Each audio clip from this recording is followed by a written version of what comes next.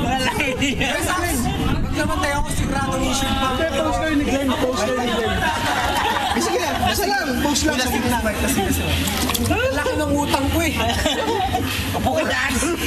Paisipin mo yung utang. Tayo meron yan. Hoy, si Tis ang nagkabig sa iyo, sir. Si Tis. Sino? Yung cellphone ko. Ala, basa. Magic mo yan ha. Pag namatay ako, okay lang. Insured na mga may. Wala na yung utang namin lahat. Lilo. Uy, relo ko man. Glenn, isang post naman.